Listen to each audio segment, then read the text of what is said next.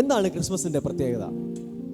ലൂക്കോസിന്റെ സുവിശേഷം 1-ാം അധ്യായം അതിന് 26 മുതലുള്ള വാക്യങ്ങൾ ഞാൻ വായിക്കുകയാണ്. ലൂക്കോസ് സുവിശേഷം 1-ാം അധ്യായം 26 മുതൽ. 6-ാം മാസത്തിൽ ദൈവം ഗബ്രിയേൽ ദൂതനെ നസറേത്ത് എന്ന ഗലീല പട്ടണത്തിൽ ദാവീദ് ഗൃഹത്തിലുള്ള യോസെഫ് എന്നൊരു പുരുഷന് വിവാഹം നിശ്ചയിച്ചിരുന്ന കന്യകയുടെ അടുക്കൽ അയച്ചു. ആ കന്യകയുടെ പേർ മറിയ എന്ന് ആയിരുന്നു. ദൂതൻ അവളുടെ അടുക്കൽ അകത്ത് ചെന്ന്, കൃപ ലഭിച്ചവളെ, നിനക്ക് വന്ദനം, കർത്താവ് നിന്നോട് കൂടെ ഉണ്ട് എന്ന് പറഞ്ഞു. ആ വാക്ക് കേട്ടിട്ട് അവൾ ഭ്രമിച്ചു. ഇത് എന്തൊരു വന്ദനം എന്ന് വിചാരിച്ചു. ദൂതൻ അവളോട്, മറിയയെ, ഭയപ്പെടേണ്ട, നിനക്ക് ദൈവത്തിൻ്റെ കൃപ ലഭിച്ചു. നീ ഗർഭം ധരിച്ച് ഒരു മകനെ പ്രസവിക്കും. അവന് യേശു എന്ന് പേർ വിളിക്കണം. അവൻ വലിയവനാകും, അത്യുന്നതന്റെ പുത്രൻ എന്ന് വിളിക്കപ്പെടും. കർത്താവായ ദൈവം അവന്റെ പിതാവായ ദാവീദിന്റെ സിംഹാസനം അവന് കൊടുക്കും. അവൻ യാക്കോബ് ഗൃഹത്തിന് എന്നേക്കും രാജാവായിരിക്കും. അവന്റെ രാജ്യത്തിന് അവസാനം ഉണ്ടാകയില്ല എന്ന് പറഞ്ഞു. മറിയ ദൂതനോട്, ഞാൻ പുരുഷനെ അറിയായികയാൽ ഇത് എങ്ങനെ സംഭവിക്കും? ഒന്ന് ഉറക്കെ പറഞ്ഞ, ഇത് എങ്ങനെ സംഭവിക്കും? ഉറക്കെ പറഞ്ഞ, ഇത് എങ്ങനെ സംഭവിക്കും? നമുക്ക് എല്ലാവർക്കും ഉള്ള ചിന്തയാണ് ഇവിടെ പറയുന്നത്. ദൈവത്തിന്റെ ദൂത്, ദൈവത്തിന്റെ ശബ്ദം നമ്മൾ പറയുമ്പോൾ, ഒരു പ്രൊഫറ്റിക്കൽ വേർഡ് ആയിക്കോട്ടെ, ദൈവവചനം വായിക്കുമ്പോൾ നമ്മളുള്ള ശബ്ദമായിക്കോട്ടെ, ആദ്യം ചോദിക്കുന്ന ചോദ്യം ഇതാണ്, ഇതെങ്ങനെ സംഭവിക്കും? അതിന്റെ മറുപടിയാണ്, അതിന് ദൂതൻ, പരിശുദ്ധാത്മാവ് നിന്റെ മേൽ വരും, അത്യുന്നതന്റെ ശക്തി നിന്റെ മേൽ നിഴലിടും. ആകയാൽ ഉത്ഭവിക്കുന്ന വിശുദ്ധ പ്രജ ദൈവപുത്രൻ എന്ന് വിളിക്കപ്പെടും. ഹല്ലേലൂയ. മറിയയുടെ അടുത്തേക്ക് ദൈവത്തിന്റെ ദൂതന്റെ ഒരു സന്ദേശം വരികയാണ്. പ്രിയരെ, വചനം വായിക്കുമ്പോൾ പഴയ നിയമത്തിൽ യെശയ്യാവ് തുടങ്ങി ഇങ്ങോട്ടുള്ള പ്രധാനപ്പെട്ട പ്രവാചകന്മാരും ചെറിയ പ്രവാചകന്മാരും മലാഖി വരെയുള്ള എല്ലാവരും യേശുവിന്റെ ജനനത്തെക്കുറിച്ച് പ്രവചിച്ചു. ഞാനിങ്ങനെ ചിന്തിക്കുകയായിരുന്നു, ഈ കാലഘട്ടത്തിലാണ് യെശയ്യാവ് ജീവിച്ചിരുന്നതെങ്കിൽ യെശയ്യാവ് പറയാണ്, കന്യക ഗർഭിണിയായി ഒരു മകനെ പ്രസവിക്കും. എന്തായിരിക്കും പിറ്റേ ദിവസത്തെ സോഷ്യൽ മീഡിയ പോസ്റ്റ്? എന്തായിരിക്കും? ബൈബിളിലുള്ളതേ പ്രസംഗിക്കാവൂ. മുൻപ് ഇതിന് സംഭവിച്ചിട്ടുണ്ടോ? ദൈവത്തിന്റെ വചനത്തിൽ ഇത് സംഭവിച്ചിട്ടുണ്ടോ? ഒരു അമ്മച്ചി ഗർഭിണിയായി മകനെ പ്രസവിക്കുന്നു പറ, സമ്മതിക്കാം. കാരണം നമുക്കൊരു പ്രസിഡന്റ് ഉണ്ട്, മുൻകാല ചരിത്രമുണ്ട്, സാറായി അങ്ങനെ പ്രസവിച്ചിട്ടുണ്ട്. അങ്ങനെ പറഞ്ഞാൽ സമ്മതിക്കാൻ പറ്റും. ഇത് വചനപ്രകാരമല്ല എന്ന് പറഞ്ഞ് യെശയ്യാവിനെ വിസ്തരിക്കാൻ തുടങ്ങും. മാത്രമല്ല, യെശയ്യാവ് മരിച്ചു കഴിയുമ്പോൾ കുഴിയുടെ അടുത്ത് നിന്ന് ആളുകൾ പറയാൻ തുടങ്ങും, ഈ മനുഷ്യൻ എന്നാ പറഞ്ഞേ, കന്യക ഗർഭിണിയാകുന്നു. ഏതെങ്കിലും കന്യക ഗർഭിണിയായി കണ്ടിട്ടുണ്ടോ? വേണമെങ്കിൽ 5-6 കന്യകമാരെ വിളിച്ച് ചോദിക്കും, നിങ്ങൾ ആരെങ്കിലും അങ്ങനെ പരിചയമുണ്ടോ? നിങ്ങൾ ആരെങ്കിലും അങ്ങനെ ചെയ്തിട്ടുണ്ടോ? ഇല്ല. അപ്പോൾ ഇയാൾ കള്ളപ്രവാചകൻ.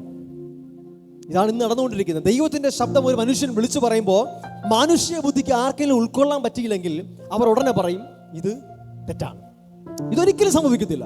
അങ്ങനെ ഒരു വലിയ പ്രവചനമാണ് ഇവിടെ വിളിച്ചു പറയുക. യെശയ്യാവ് വിളിച്ചു പറയുകയാണ്, കന്യക ഗർഭിണിയായി ഒരു മകനെ പ്രസവിക്കും. നമ്മളിന്ന് വെറുതെ പറഞ്ഞങ്ങ് പോകും വായിച്ച്. അന്നത്തെ ആളുകൾ കേൾക്കുമ്പോൾ എങ്ങനെ ഇത് എടുക്കുക? ഒത്തിരി നാളുകളായി ആളുകൾ കാത്തിരുന്നു, ഒന്നും സംഭവിച്ചില്ല. വർഷങ്ങൾ കാത്തിരുന്നു, ഒന്നും സംഭവിച്ചില്ല. മലാഖി വരെയുള്ള പ്രവാചകന്മാർ കഴിഞ്ഞു. പിന്നെ ഒരു 400 വർഷം ഒരു ദൈവശബ്ദവുമില്ല, എന്നിട്ടും സംഭവിച്ചില്ല. കന്യക ഗർഭിണിയായില്ല, മകനെ പ്രസവിച്ചില്ല. സ്വാഭാവികമായും എല്ലാവരും പറയും, കള്ളപ്രവാചകൻ. നിങ്ങളെ നോക്കി ആരെങ്കിലും നിങ്ങൾ ദൈവത്തിന്റെ ശബ്ദം വിളിച്ചു പറയുമ്പോൾ കള്ളപ്രവാചകനെന്നും നീ കള്ളനെന്ന് പറഞ്ഞാൽ ഒരു കാര്യം മനസ്സിലാക്കുക, ആ ശബ്ദം ദൈവത്തിൽ നിന്നുള്ളതാണെങ്കിൽ 400 അല്ല 4000 വർഷം കഴിഞ്ഞാലും അത് നിവൃത്തിയായിരിക്കും. അത് ദൈവത്തിന്റെ ശബ്ദമാണെങ്കിൽ ദൈവത്തിന് 50-60 വയസ്സല്ല. ദൈവത്തിന്റെ വാക്കുകൾ 50 വർഷവും 60 വർഷം നിൽക്കുന്നതല്ല. ദൈവം എറ്റേണലാണ്. നിത്യനായ ദൈവത്തിന്റെ വാക്കുകൾ എപ്പോഴും നിത്യമായിരിക്കും. ഒരു കാര്യം പറയാം, ദൈവ ശബ്ദം നിവൃത്തിയാവണമെങ്കിൽ അത് മാനുഷിക എഫേർട്ട് കൊണ്ട് നടക്കത്തില്ല, ദൈവത്തിന്റെ സഹായം കൊണ്ട് മാത്രമേ നടക്കത്തുള്ളൂ. ഏതൊരു പ്രൊഫറ്റിക്കൽ വേർഡ് അത് ആക്ടിവേറ്റ് ആവണമെങ്കിൽ, അത് നടക്കണമെങ്കിൽ ഒരു ഡിവൈൻ ഇന്റർവെൻഷൻ വേണം. ദൈവം ഇടപെട്ടാൽ മാത്രമേ അത് സംഭവിക്കത്തുള്ളൂ. അതുകൊണ്ട് ദൈവത്തിന്റെ വാക്കുകളെ, ദൈവത്തിന്റെ പ്രവചന വാക്കുകളെ നമ്മുടെ എഫേർട്ട് കൊണ്ട് നമ്മൾ ചെയ്യാൻ ശ്രമിക്കരുത്. അതുകൊണ്ടാണ് അബ്രഹാമിനോട് ദൈവം പ്രവചന വാക്ക് കൊടുത്തപ്പോൾ കുറെ നാൾ കാത്തിരുന്നു. അബ്രഹാം നോക്കി കണ്ടില്ല. അബ്രഹാം തൻ്റെ കഴിവുകൊണ്ട്, തൻ്റെ ശ്രമം കൊണ്ട് ചെയ്യാൻ ശ്രമിച്ചു. അതാ ഇശ്മയേൽ. ഒരിക്കലും അതൊരു വാഗ്ദത്ത സന്തതി ആയിരുന്നില്ല. വാഗ്ദത്തം എപ്പോഴും വാഗ്ദത്തം ചെയ്ത ദൈവവുമായി കണക്റ്റഡാണ്. വാഗ്ദത്തം ചെയ്തവൻ വിശ്വസ്തനാണ്, അവൻ അത് നിവർത്തിക്കും. ഇവിടെ യെശയ്യാവ് പറഞ്ഞു തൻ്റെ കാലഘട്ടത്തിൽ സംഭവിച്ചില്ല. ഒത്തിരി പ്രവാചകന്മാർ കണക്ട് ചെയ്ത് പ്രവചിച്ചു, ഒന്നും സംഭവിച്ചില്ല. 400 വർഷം ഒരു ദൈവശബ്ദവുമില്ലാതെ ഒരു സൈലന്റ് ആയിട്ടുള്ള ഒരു കാലഘട്ടം. 1 അല്ല 2 അല്ല 10 അല്ല, 400 വർഷം. ഹല്ലേലൂയ. ആദ്യം ഒന്ന് നോക്കിയേ, ദൈവത്തിന്റെ ഫസ്റ്റ് പ്രൊഫറ്റിക്കൽ വേർഡ് എവിടെയാ വരുന്നേ? ഹവ്വായോടാണ്.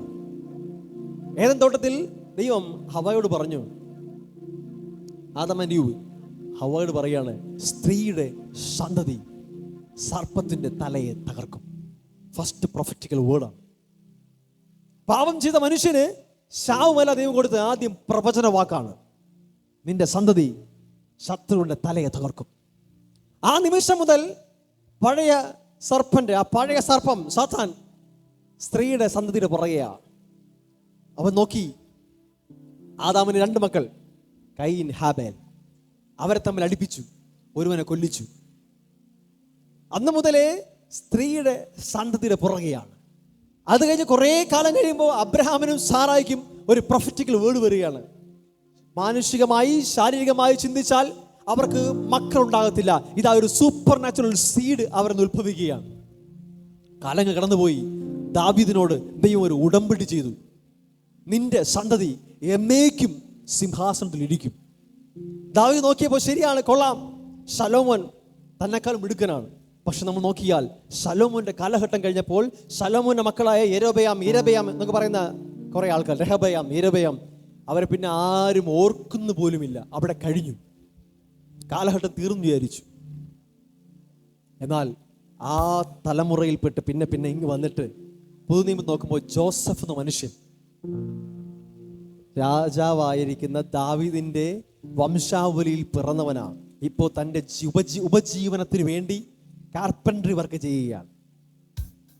ആ തലമുറ ഇങ്ങനെ മാറി ഇങ്ങനെ എത്തി. രാജകുടുംബമാണ്, ഇപ്പോൾ ആയിരിക്കുന്ന കാർപ്പൻട്രി വർക്കാണ്. പക്ഷെ ദൈവം കൊടുത്ത വാക്കിന് മാറ്റമില്ല. അത് നിറവേറിയ മതിയാകത്തുള്ളൂ. അതുപോലെ മറിയ തൻ്റെ വീട്ടിലേക്ക് ആവശ്യമായ വെള്ളമൊക്കെ ചുമന്ന്, ഞാൻ വിചാരിക്കുകയാണ്, വെള്ളമൊക്കെ ചുമന്ന് ക്ഷീണിച്ച് വീട്ടിലേക്ക് കയറി വരുമ്പോൾ ദേഹം മൊത്തം അഴുക്കുണ്ടാകും, വേർത്തിട്ടുണ്ടാകും. അതുപോലെ നിൽക്കുകയാണ്. ചിലപ്പോഴൊക്കെ ജോസഫുമായി ജോസഫ് പറഞ്ഞിട്ടുണ്ടാകാം, ഞാൻ ദാവീദ് കുടുംബത്തിലുള്ളതൊക്കെയാ, രാജകുടുംബമൊക്കെയാ, പക്ഷെ ഇന്നത്തെ എൻ്റെ സ്ഥിതി ഇങ്ങനെയാണ്, നമുക്ക് അഡ്ജസ്റ്റിലേക്ക് ജീവിക്കാം. സ്വാഭാവികമായി അവർ തമ്മിൽ കല്യാണത്തിലേക്ക് ബന്ധത്തിൽ ഏർപ്പെടാൻ പോവുകയാണല്ലോ, സംസാരിച്ചിട്ടുണ്ടാവാം. അങ്ങനെ ഇരിക്കുന്ന ദിവസമാണ് ആ വീട്ടിനകത്തേക്ക് ദൈവത്തിന്റെ ദൂതൻ വരികയാണ്. അതാണ് നമ്മൾ വായിച്ചു കേട്ടത്. മറിയോട് പറയുകയാണ്, മറിയേ നിനക്ക് വന്ദനം. മറിയോട് പറയുകയാണ്, നിന്നിലൂടെ ഒരു സന്തതി ജനിക്കാൻ പോവുകയാണ്. ദാവീദിന്റെ സിംഹാസനത്തിൽ എന്നേക്കും വാഴുന്ന ഒരു സന്തതി നിന്നിലൂടെ വരാൻ പോവുകയാണ്. സ്വാഭാവികമായും മറിയുടെ ചോദ്യം, ഇതെങ്ങനെ സംഭവിക്കും? പുരുഷനെ അറിയാകിയാൽ ഇതെങ്ങനെ സംഭവിക്കും? അസാധ്യമാണ്, ഒരു കാരണവശാലും നടക്കത്തില്ല. മറുപടി, പരിശുദ്ധാത്മാവ് നിന്റെ മേൽ വരും, അത്യുന്നതിന്റെ ശക്തി നിന്റെ മേൽ നിഴലിടും. ആ വാക്കാണ് ഞാൻ ചിന്തിക്കാൻ ആഗ്രഹിക്കുന്നത്, നിഴലിടുക. അതിന് ഗ്രീക്ക് വാക്കിൽ കൊടുത്തിരുന്ന വാക്ക്, ഈ നിഴലിടുക എന്ന വാക്കിന് എപ്പിക്കൈറ്റ്സോ എന്ന വാക്കാണ്. എപ്പിക്കൈറ്റ്സോ, ഒന്ന് ഉറക്കെ പറയാം, എപ്പിക്കൈറ്റ്സോ. പറയാൻ കുറച്ച് പാടുണ്ടല്ലേ, എപ്പിക്കൈറ്റ്സോ, രസമുണ്ട്. എപ്പിക്കൈറ്റ്സോ ഒന്ന് പറഞ്ഞേ, എപ്പിക്കൈറ്റ്സോ. ആ വാക്കിൻ്റെ ഒരു ശക്തിയുണ്ട്, ഞാൻ ഒന്ന് പറയാം. അതായത് ദൈവത്തിന്റെ ശക്തി എന്ന് പറയുമ്പോൾ പുതു നിയമത്തിൽ മറ്റു 2 പദങ്ങൾ, ഒന്ന് ഡുനാമിസ് ആണ്, ഡുനാമിസ്, മറ്റൊന്ന് എക്സൗസിയ എന്ന വാക്കാണ്, എക്സൗസിയ. ഈ 2 വാക്കുകളും ദൈവത്തിന്റെ ശക്തിയെ സൂചിപ്പിക്കുന്ന വാക്കുകളാണ്. ഗ്രീക്ക് ഭാഷയിൽ ഒരു വാക്കിൽ തന്നെ പലതരത്തിലുള്ള വാക്കുകളുണ്ട്. അതായത് ഒരു അർത്ഥത്തെ കൺവേ ചെയ്യാൻ അതിന്റെ ഡിഗ്രി അനുസരിച്ച് മാറും. ഡുനാമിസ് ആയാലും എക്സൗസിയ ആയാലും ദൈവത്തിന്റെ ശക്തി തന്നെയാണ്, പക്ഷെ അതിനൊരു ലിമിറ്റേഷൻ ഉണ്ട്. എന്നാൽ the highest form, the highest power of God, ദൈവത്തിന്റെ ശക്തിയുടെ ഏറ്റവും ഉന്നതമായ ഭാവമാണ് എപ്പിക്കൈറ്റ്സോ. അതാണ് ഇവിടെ ദൂതൻ പറഞ്ഞിരിക്കുന്നത്, നിന്റെ മേൽ എപ്പിക്കൈറ്റ്സോ, ദൈവത്തിന്റെ അത്യുന്നതന്റെ ഏറ്റവും ശക്തി നിന്റെ മേൽ വരും. അതായത് അസാധ്യമെന്ന് മനുഷ്യർ മുഴുവൻ പറയുന്ന ഈ കാര്യത്തെ സാധ്യമാക്കാൻ ദൈവത്തിന്റെ ശക്തി നിന്റെ മേൽ നിഴലിടും. പുതുനിയമത്തിൽ 3 സ്ഥലത്താണ് ഈ വാക്ക് ഉപയോഗിച്ചിരിക്കുന്നത്. എപ്പിക്കൈറ്റ്സ് എന്ന വാക്ക് 3 സ്ഥലത്താണ്.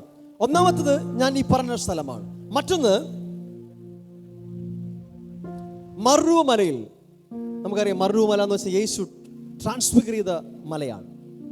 പത്രോസ്, യാക്കോബ്, യോഹന്നാൻ യേശുവിനോടൊപ്പം ആയിരിക്കുമ്പോൾ അവിടെ എഴുതിയിരിക്കുന്ന ഒരു മേഘം നിഴലിട്ടു. അവിടെ ഉപയോഗിച്ച വാക്ക് എപ്പിക്കൈറ്റ്സോ. ദൈവത്തിന്റെ അത്യന്തമായ ശക്തി ആ മലയുടെ മേൽ ഇറങ്ങി. ലിറ്ററലി യേശുവിന്റെ ശരീരം വെളിച്ചം കൊണ്ട് തിളങ്ങാൻ തുടങ്ങി. ആ ശരീരത്തിൽ നിന്ന് വെളിച്ചം പുറത്തേക്ക് ഇങ്ങനെ റേഡിയേറ്റ് ചെയ്യാൻ തുടങ്ങി.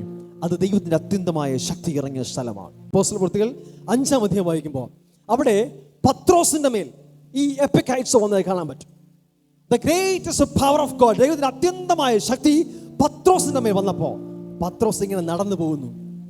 ആളുകൾ നോക്കി, സംതിങ് റേഡിയേറ്റിംഗ്. അവന്റെ ശരീരം എന്തോ ഇങ്ങനെ റേഡിയേറ്റ് ചെയ്യുന്നു. ആളുകൾ, പത്രോസ് പ്രാർത്ഥിച്ചില്ല, പത്രോസ് വേറെ ഒന്നും ചെയ്തില്ല. നടന്നു പോകുമ്പോൾ വഴികളിൽ, പാതയോരത്ത് ആളുകളെ, രോഗികളെ കൊണ്ട് കിടത്തുവാൻ തുടങ്ങി. എന്തിനാ? പത്രോസിന് നിഴലെങ്കിലും ഒന്ന് അടിച്ചാൽ അവർ സൗഖ്യമാകും. എന്താ കാര്യം? ദ എപ്പിക്കൈറ്റ്സോ. അവന്റെ മേൽ ദൈവത്തിന്റെ ശക്തി വസിച്ചപ്പോൾ the glory of God rested him. അവന്റെ മേൽ ആ ദൈവ മഹത്വം റെസ്റ്റ് ചെയ്തപ്പോ അവൻ പോയപ്പോ അവന്റെ നിഴലിൽ പോലും രോഗികളെ സൗഖ്യമാക്കി. ദ എപ്പിക്കൈറ്റ്സോ. ഇതാണ് മറിയയുടെ മേൽ വന്നത്. മറിയ ചോദിച്ചു, ദൂതനോട് ചോദിക്കുകയാണ്, എങ്ങനെ ഇത് സംഭവിക്കും? കാരണം വന്ന പ്രവചന വാക്ക് വളരെ വലുതാണ്. ഒരിക്കലും സാധ്യമല്ല. അങ്ങനെ ഒരു ചരിത്രമില്ല. കന്യക ഗർഭിണിയായി മകനെ പ്രസവിക്കുകയോ ഒരിക്കലും സാധ്യമല്ല. ഞാൻ പറയട്ടെ, നിങ്ങളുടെ ജീവിതത്തിൽ എത്രയോ പ്രവചന വാക്കുകൾ കേട്ടിട്ടുണ്ട്. നിങ്ങളുടെ കപ്പാസിറ്റി കൊണ്ടോ നിങ്ങളുടെ ഇന്നത്തെ സിറ്റുവേഷൻ വെച്ചിട്ടോ ഒരിക്കലും നടക്കില്ല ചിന്തിക്കുന്നതായിരിക്കും. പക്ഷെ ഒരൊറ്റ മറുപടി ഉള്ളൂ, എപ്പിക്കൈറ്റ്സോ. ദൈവത്തിന്റെ ഹയസ്റ്റ് ഫോം ഓഫ് പവർ അത് നിന്റെ മേൽ വരുമ്പോൾ എന്തും സാധ്യമാണ്. മനുഷ്യർക്ക് അത് അസാധ്യമായിരിക്കാം, ദൈവത്തിനത് സാധ്യമാണ്. നമ്മുടെ മനുഷ്യ ബുദ്ധി കൊണ്ട് അളക്കാൻ പറ്റത്തില്ല. നമ്മൾ കരുതുമ്പോൾ ഒരിക്കലും നടക്കത്തില്ല. പക്ഷേ നിങ്ങൾ അടുത്ത ആളോട് ചോദിക്കുകയാണ്, ഇതെങ്ങനെ സാധിക്കും? ഒറ്റ മറുപടി ഉള്ളൂ, എപ്പിക്കൈറ്റ്സോ. ഈ വാക്കോർത്ത് വയ്ക്കുക, the highest form of God's power. ദൈവത്തിന്റെ ശക്തിയുടെ ഏറ്റവും അത്യുന്നതമായ അളവ് അത് മറിയുടെ മേൽ വന്നു. എന്താ ഇത്ര അത്ഭുതം? എന്താ ഇത്ര അത്ഭുതം? ഒരു കുഞ്ഞ് ജനിക്കുന്ന ഇത്ര അത്ഭുതമാണോ? പക്ഷേ ആ കുഞ്ഞ് എന്ന് പറയുന്നത്, കൊലോസ്യ ലേഖനം ഒന്ന് വായിച്ചേ. കൊലോസ്യ ലേഖനം 1-ാം അധ്യായം അതിന്റെ 15-16 വാക്യം. യേശു അദൃശ്യനായ ദൈവത്തിന്റെ പ്രതിമയും സർവ സൃഷ്ടിക്കും ആദ്യ ജാതനുമാകുന്നു. സ്വർഗത്തിലുള്ളതും ഭൂമിയിലുള്ളതും ദൃശ്യമായതും അദൃശ്യമായതും, സിംഹാസനങ്ങളാകട്ടെ, കർത്തൃത്വങ്ങളാകട്ടെ, വാഴ്ചകളാകട്ടെ, അധികാരങ്ങളാകട്ടെ, സകലവും അവൻ മുഖാന്തരം സൃഷ്ടിക്കപ്പെട്ടു. അവൻ മുഖാന്തരവും അവനായിട്ടും സകലതും സൃഷ്ടിക്കപ്പെട്ടിരിക്കുന്നു. അവൻ സർവത്തിനും മുൻപേ ഉള്ളവൻ, അവൻ സകലത്തിനും ആധാരം ആയിരിക്കുന്നു. എന്ന് വെച്ചാൽ സകലത്തെയും സൃഷ്ടിച്ചവനും സകലത്തെയും പിടിച്ചിരിക്കുന്നവനും ആധാരമായിരിക്കുന്ന വെച്ചാൽ കൺട്രോൾ ചെയ്തിരിക്കുന്ന, നിലനിർത്തിയിരിക്കുന്നവൻ യേശു. ആ സകലത്തിനെയും സൃഷ്ടികർത്താവായ യേശു, ആ യേശു ഒരു സീഡായി, ഒരു ബീജമായി ഒതുങ്ങി ഒരു സ്ത്രീയുടെ ഉദരത്തിൽ ഉരുവാകുക എന്നുള്ളത് ഏറ്റവും വലിയ അത്ഭുതമാണ്. ഈവൻ യേശുവിന്റെ ഉയർത്തെഴുന്നേൽപ്പിനേക്കാൾ വലിയ അത്ഭുതമാണ് യേശുവിന്റെ ഇൻകാർണേഷൻ. സർവശക്തനായ ദൈവം, സകലത്തിനും മുൻപേ ഉള്ളവൻ, സകലത്തെയും പടച്ചൊരുക്കിയവൻ, അവനാൽ സകലവും സൃഷ്ടിക്കപ്പെട്ടു, അവൻ സകലത്തെയും പിടിച്ചിരിക്കുന്നവൻ, അവൻ മാംസമായി ഒരു ബീജമായി ചുരുങ്ങി വളരെ ചെറുതായി ഒരു സ്ത്രീയുടെ ഉള്ളിൽ വന്നതാണ് ഏറ്റവും വലിയ അത്ഭുതം. ക്രിസ്മസിന്റെ മഹത്വം അവിടെയാണ്.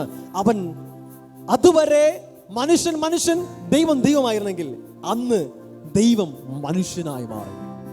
നമ്മുടെ അടുക്കിലേക്ക് അവൻ നമ്മിലൊരുവനായി മാറി ആ സ്ത്രീയുടെ ഉദരത്തിൽ ചുരുങ്ങി. ഞാനിങ്ങനെ പറയും, യേശു ജഡത്തിൽ ഈ ഭൂമിയിൽ വന്നപ്പോൾ താനായിരിക്കുന്നത് ദൈവത്തിന്റെ മഹത്വം വെടിഞ്ഞിട്ടാണ് ഈ ഭൂമിയിൽ വന്നെങ്കിലും അവനായിരിക്കുന്ന ആളത്വം അതവൻ ഉപേക്ഷിച്ചിട്ടില്ല. അവൻ സകലത്തെയും അപ്പോഴും ഹോൾഡ് ചെയ്യുന്നവനാണ്. അവൻ അപ്പോഴും പിതാവുമായിട്ടും പരിശുദ്ധമായ ബന്ധത്തെ ഉപേക്ഷിച്ചിട്ടല്ല വന്നത്. അവൻ അപ്പോഴും ദൈവവുമായിട്ടുള്ള ഫേസ് ടു ഫേസ് റിലേഷൻഷിപ്പിലാണ്. എന്തിനു വേണ്ടി? നമുക്ക് നഷ്ടമായിരുന്ന ആ റിലേഷൻഷിപ്പിനെ തിരിച്ച് ബിൽഡ് ചെയ്യാനായിട്ട്. ഞാൻ ഇന്ന് കുറേ കാര്യങ്ങൾ എനിക്ക് പറയാനുണ്ട്. കണക്ട് ചെയ്ത് ഞാൻ ഒരു മെസ്സേജ് എടുത്തിടാൻ ആഗ്രഹിക്കുകയാണ്.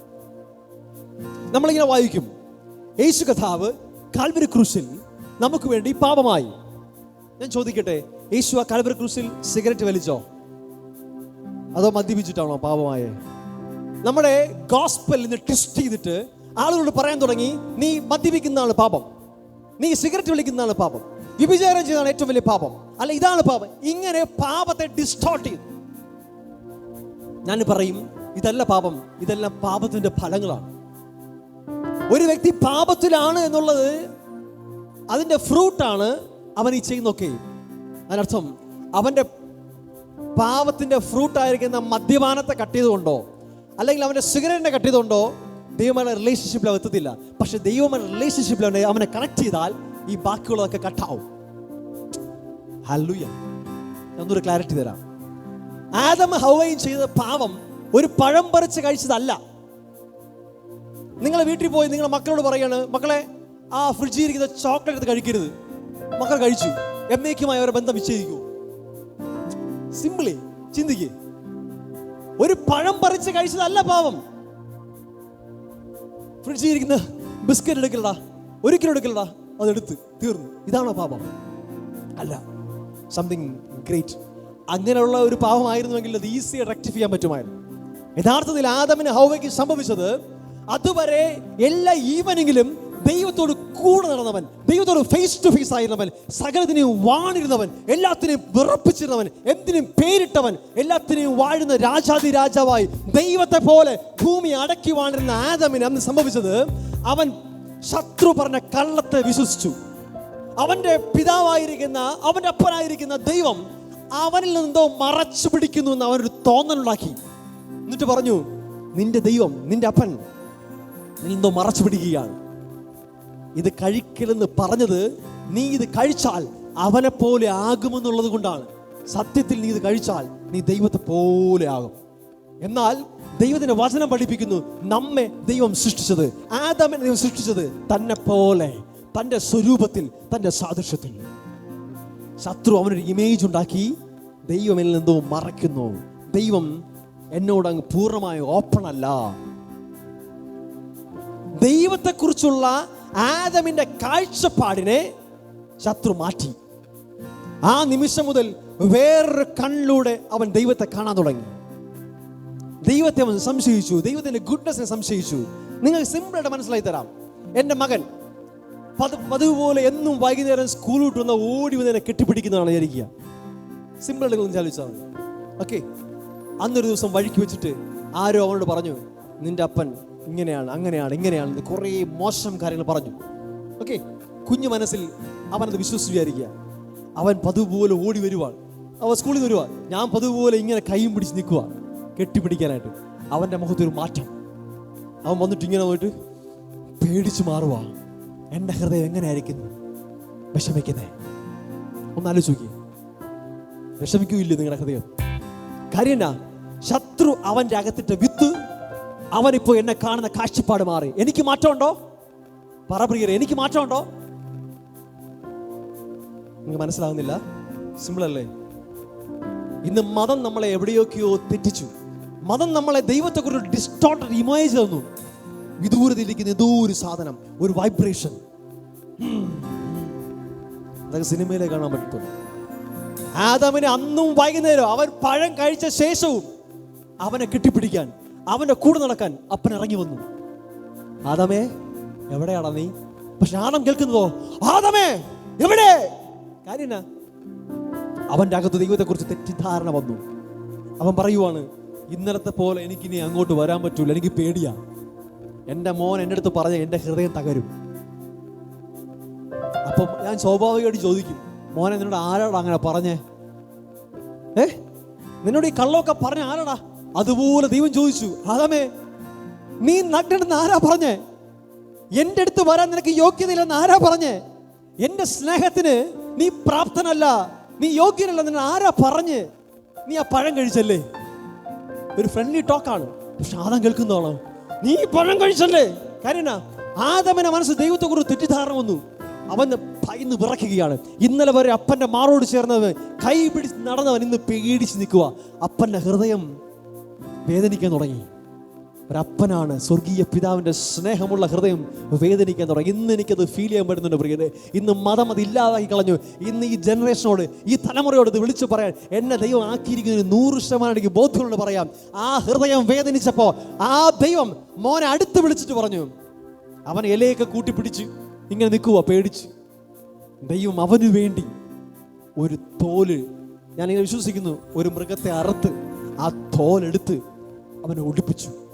എൻ്റെ ചോദ്യം സിമ്പിളാണ്, ആ തോല് ദൈവത്തിന് വേണ്ടിയിട്ടാണോ അതോ മനുഷ്യന് വേണ്ടിയിട്ടാണോ? പറ. ദൈവത്തിന് അവന്റെ നഗ്നത കാണാൻ പറ്റാത്തതുകൊണ്ടാണോ അതോ മനുഷ്യൻ അവന്റെ അടുക്കിലേക്ക് അങ്ങനെയെങ്കിലും വരാൻ വേണ്ടിയിട്ടാണോ? സിമ്പിൾ. മനുഷ്യന് വേണ്ടിയിട്ട്, അവന്റെ പേടി മാറാൻ, അവന്റെ മനസ്സിനകത്തുള്ള വിഷമം മാറാൻ, നഗ്നത മാറാൻ, അവന് ലജ്ജ മാറാൻ, അവൻ അങ്ങനെയെങ്കിലും അപ്പൻ്റെ അടുത്ത് ധൈര്യത്തോടെ വരാൻ വേണ്ടി അവൻ ഒരു യാഗം കഴിച്ച് അവന് വേണ്ടി തുകലെടുത്ത് കൊടുത്ത് അവനെ ഉടുപ്പിച്ചു. ഇന്ന് ഗോസ്പൽ തിരിച്ച യേശുവിനെ പിതാവായ ദൈവം ക്രൂശിച്ചത് കൊണ്ട് നിനക്ക് അപ്പനെടുത്ത് തരാൻ ധൈര്യമുണ്ട് എന്ന് വെച്ചാൽ യേശുവിന്റെ രക്തം ദൈവത്തിന്റെ മനസ്സിനെ മാറ്റുന്നത് പോലെയാ? അല്ല. യേശുവിന്റെ രക്തം, വചനം പറയുന്നു, നിങ്ങളുടെ ദുർമനസാക്ഷി നീങ്ങുമാറ് നിങ്ങളുടെ ഹൃദയങ്ങൾ തളിക്കപ്പെട്ടിരിക്കുന്നു.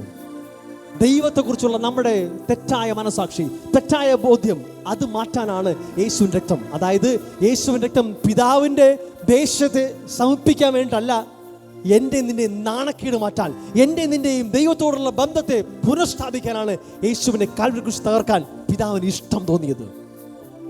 അതായത് ചുരുക്കി പറഞ്ഞാൽ യേശുവിനേക്കാൾ, സ്വന്തം പുത്രനേക്കാൾ, സ്വന്തം പുത്രനെ ആദരിക്കാതെ നമുക്ക് വേണ്ടി നൽകിയവൻ, നമ്മെ അതിനേക്കാളും സ്നേഹിച്ച സ്വർഗീയമായ ഒരു പിതാവ് നമുക്കുണ്ട്.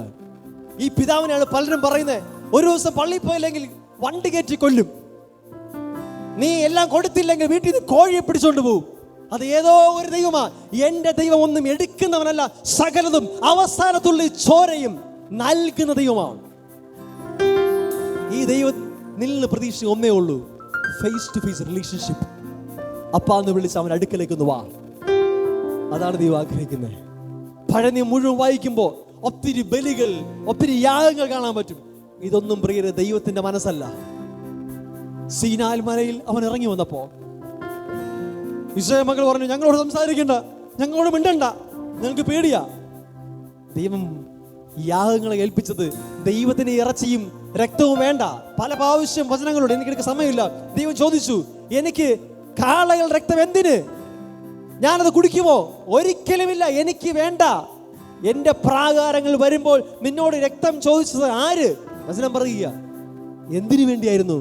അങ്ങനെയെങ്കിലും നീ അവന്റെ അടുക്കൽ വരുന്നെങ്കിൽ വരട്ടെ എന്ന് സ്നേഹവാനായ ദൈവം വിചാരിച്ചിട്ടാ പറഞ്ഞ്, നീ കാളയെ കൊണ്ടുവാ, ഇനി ഒന്നുമില്ലെങ്കിൽ പ്രാവിനെങ്കിലും കൊണ്ടുവാ. കാരണം ഏതൊരു പാവപ്പെട്ടനും പ്രാവ് കിട്ടും. അതാ പറഞ്ഞ, നീ അതും കൊണ്ടുവാ, കാരണം അങ്ങനെയെങ്കിൽ നീ വരുമല്ലോ. ആ പിതാവിന്റെ ഹൃദയം അന്നും തുടിച്ചത് ബന്ധത്തിന് വേണ്ടിയിട്ടാണ്. ഹല്ലേലൂയ. യേശുവിനെ ക്രൂശിൽ തകർത്തെന്തിനു വേണ്ടിയിട്ടാ? അങ്ങനെയെങ്കിലും നിന്റെ മനസാക്ഷി ഒന്ന് ക്ലെൻസ്ഡ് ആയിട്ട്, ഓ എന്നോട് ഇനി ദൈവത്തിന് ദേഷ്യമൊന്നുമില്ല. പ്രിയരെ, വചനം പറയുന്നു, ദൈവം സ്നേഹം തന്നെ. എപ്പോഴാ ദൈവം സ്നേഹം അല്ലാതായി മാറിയത്? ആദം പാപം ചെയ്തപ്പോൾ ദൈവത്തിന്റെ സ്വഭാവത്തിന് മാറ്റം വന്നോ? ഒരിക്കലും വരില്ല. കാരണം ദൈവത്തെ മാറ്റാൻ തക്ക ശക്തിയൊന്നും പാപത്തിനില്ല. ഇന്ന് പലരും ദൈവത്തെക്കാൾ വലുതായിട്ടാ പാപത്തെ കാണുന്നേ. പാപത്തിന് ദൈവത്തെ മാറ്റാൻ കഴിയത്തില്ല, ദൈവത്തിന് നമ്മുടെ പാപത്തെ മാറ്റാൻ കഴിയും. ഞാൻ പറഞ്ഞു വന്നത്, എന്താണ് മനുഷ്യന്റെ പാപം എന്ന് ചോദിച്ചാൽ, സിമ്പിളായിട്ട് ദൈവത്തെക്കുറിച്ചുള്ള തെറ്റിദ്ധാരണ, തെറ്റായ ഒരു ഇമേജാണ് പാപം. സ്നേഹവാനായ ദൈവത്തെ അങ്ങനെ കാണാൻ കഴിയാതെ ഏതോ ഡിക്റ്റേറ്ററായിട്ട്, എന്നെ എന്തോ ശിക്ഷിക്കാനിരിക്കുന്ന ദൈവമായിട്ട്, എന്നെ അകൽച്ചേർന്ന ദൈവമായിട്ടുള്ള കാഴ്ചപ്പാടിലേക്ക് മനുഷ്യൻ മാറിയതാണ് ഏറ്റവും വലിയ പാപം. പാപം എന്ന് പറയുന്നത് ഒരു റിലേഷണൽ ഇഷ്യൂ ആണ്, ബന്ധത്തിലുണ്ടായ വിള്ളലാണ്. ഞാൻ കഴിഞ്ഞ ആഴ്ച പറഞ്ഞ തുടർച്ചയാണ്. ആ വിള്ളൽ വന്നതോടുകൂടി ആദം മരിക്കാൻ ആരംഭിച്ചു. ദൈവം പറഞ്ഞു, ആ നാൾ നീ മരിക്കും. അന്ന് മുതൽ അവന്റെ ലൈഫിലേക്ക് മരണം കടന്നു വന്നു. കാരണം എന്താ? ബന്ധം പോയി. യേശു നമുക്ക് തന്നത് ആ ബന്ധത്തെയാണ്. യേശു പറഞ്ഞു, ഞാൻ വന്നത് ജീവൻ നൽകുവാൻ. സമൃദ്ധിയായി നൽകുക. ഹല്ലേലൂയ. നിങ്ങൾ ചിന്തിക്കുന്നുണ്ടാവും, ഇതൊരു ഗുഡ് ഫ്രൈഡേ മെസ്സേജ് അല്ലേ എന്ന്. ഒരിക്കലും അല്ല. ഇതാണ് ക്രിസ്മസിന്റെ മഹത്വം. ഞാൻ പറഞ്ഞു വരാം. സർവ്വ സൃഷ്ടിക്കും ആദ്യമുള്ളവൻ, സകലത്തെയും പടച്ചവൻ, സർവശക്തനായ ദൈവം, പിതാവിനോട് ഫേസ് ടു ഫേസ് ഇരുന്നവർ. നമ്മൾ സാധാരണ പറയില്ലേ പ്രസൻസ്, സാന്നിധ്യം. ഗ്രീക്ക് ഭാഷയിൽ ഈ സാന്നിധ്യം എന്ന വാക്കിന് വേറെ വേർഡില്ല. അവിടെ ഉപയോഗിച്ചിരിക്കുന്നത് ഫേസ് ടു ഫേസ് എന്നാണ്. അതാണ് സാന്നിധ്യം. പിതാവിന്റെ ഫേസ് ടു ഫേസ് ഇരുന്നവൻ. അതാണ് യോഹന്നാൻ എഴുതി, വേർഡ് വാസ് വിത്ത് ഗോഡ്. ദൈവത്തോട് കൂടെ ആയിരുന്നു, ഫേസ് ടു ഫേസ് ആയിരുന്നു. കഴിഞ്ഞ ആഴ്ച പറഞ്ഞു, പിതാവായ ദൈവത്തോട് പുത്രൻ ഫേസ് ടു ഫേസ് ആയിരുന്നു. അതാണ് ബന്ധം. യേശു ഈ ഭൂമി വന്നപ്പോ ആ ബന്ധം വിച്ഛേദിച്ചില്ല, ആ ബന്ധം കട്ട് ചെയ്തിട്ടില്ല. യേശു ഈ ഭൂമിയിൽ വന്നത് നമുക്ക് വേണ്ടി എന്ന് പറയും തെറ്റെന്ന് ഞാൻ പറയും. നമുക്ക് വേണ്ടി ആയിരുന്നില്ല, നമ്മൾ ഒരാളായി, നമ്മളായിട്ടാണ് യേശു വന്നത്. നമ്മൾ എന്താ പറയാ, യേശു നമ്മളെ നമുക്ക് വേണ്ടി എന്തെങ്കിലും ചെയ്യല്ല, നമ്മളായിട്ട് അവൻ ചെയ്യുക. നമ്മൾ ഒരുവനായി. അങ്ങനെ എങ്ങനെ പറഞ്ഞു വെച്ചാൽ, യേശുവിലാണ് നാം എല്ലാവരും ആയിരിക്കുന്നത്. ഹീ ഈസ് ദ എന്താ പറയാ ആങ്കർ, അല്ലെങ്കിൽ ആധാരമായി, സകലത്തിനും ആധാരമായ യേശുവാണ്.